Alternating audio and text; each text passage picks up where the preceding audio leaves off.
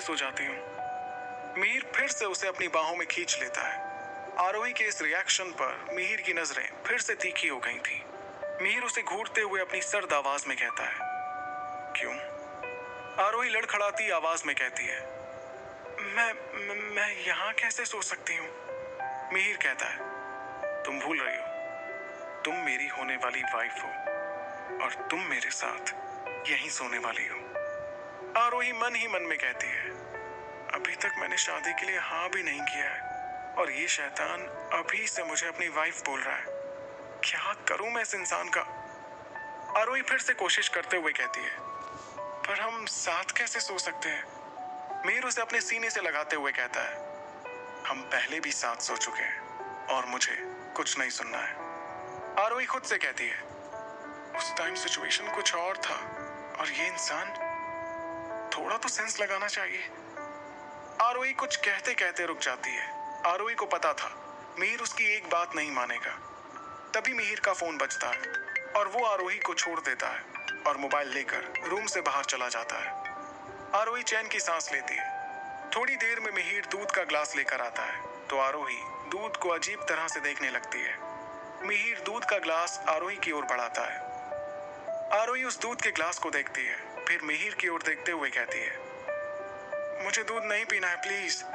मैंने पहले ही बहुत सारा खाना खा लिया है, अब मैं और कुछ नहीं खा सकती हूँ। मिहिर अपनी आईब्रो उठा के आरोही को देखते हुए कहता है, सोच लो। आरोही भी कहाँ मानने वाली थी, वो भी कह देती है, हाँ सोच लिया, मुझे नहीं पीना ये। मिहिर दूध का ग्लास साइड में रखता है और आरोही का चेहरा पकड़कर उसे किस करने लग जाता है। ये सब इतना जल्दी हुआ कि आरोही को पीछे हटने का भी मौका नहीं मिला। वो अपनी आंखें बड़ी करके मिहिर को देखने लगती है, पर मिहिर तो आरोही के होठों को ऐसे चूम रहा था जैसे वो जन्मों से इसी चीज का वेट कर रहा था। कुछ देर में आरोही को सांस लेने में प्रॉब्लम होने लगती है तो मिहिर उसे छोड़ देता है। आरोही का चेहरा शर्म से लाल हो गया था। उसे समझ नहीं आ रहा था कि अब वो क्या करे। उसे उस वक्त मिहिर पर गुस्सा करना चाहिए, पर उसे इतनी शर्म आ रही थी कि वो कहीं जाकर मर जाना चाहती थी। मिहिर दूध का ग्लास आरोही की ओर बढ़ाता है। आरोही बिना कुछ बोले पूरा दूध एक साथ पी लेती है। उसका दिल इतना तेजी से धड़क रहा था कि उसे लग रहा था कि ये दिल फट ही जाएगा। मिहिर उसे देखकर मन ही मन मुस्कुरा रहा था। मिहिर कहता है, मुझे थोड़ा काम है, तुम अब सो जाओ। मिहिर इतना कहकर रूम से बाहर चला जाता है। आरोही उसे जाते हुए देखती है और खुद से कहती है, ये शैतान मेरी परमिशन के बिना मुझे किस कैसे कर सकता है? उसका तो वो खुद को समझता क्या है आखिर? हाँ? बेचारी आरोही चाह कर भी कुछ नहीं कर सकती थी। आरोही भी दिन भर में काफी थक चुकी थी।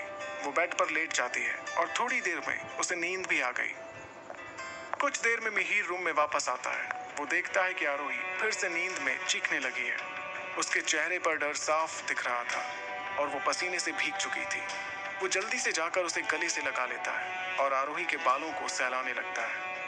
आरोही भी धीरे धीरे शांत हो जाती है और नींद में ही मिहिर को कसकर पकड़ लेती है। मिहिर को समझ नहीं आ रहा था कि आरोही के साथ ऐसा हर रात क्यों होता है। वो पिछले 2 दिनों से उसके साथ सो रहा था और दोनों दिन भी ऐसा ही हुआ था। मिहिर आरोही के मासूम से चेहरे को निहारने लगता है। वो दिन भर इसी टाइम का वेट कर रहा था कि कब आरोही उसकी बाहों में हो और वो उसे जी भर कर देखे। अब आरोही उसका सब कुछ बन चुकी थी और वो उसे कभी खुद से दूर नहीं होने देना चाहता था।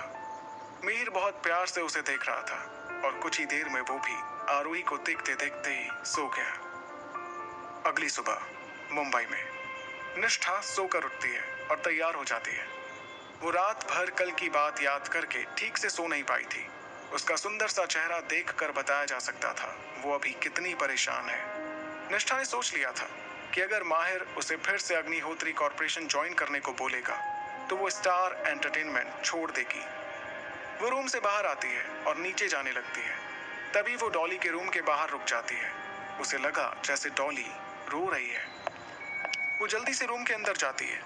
निष्ठा देखती है कि डॉली बेड पर लेटकर बस रोए जा रही थी। निष्ठा जल्दी से उसके पास जाती है। निष्ठा उसे उठाते हुए कहती है, क्या हुआ डॉली, तुम रो क्यों रही हो?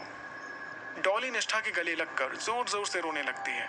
निष्ठा को समझ नहीं आ रहा था कि डॉली को सुबह सुबह क्या हो गया।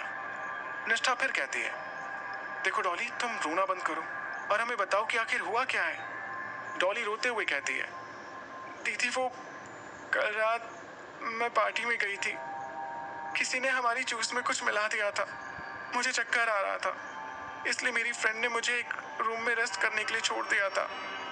डॉली ठीक से बोल भी नहीं पा रही थी, उसका चेहरा रोने की वजह से लाल हो गया था। वो आगे कहती है, और मुझे आगे का कुछ भी याद नहीं है।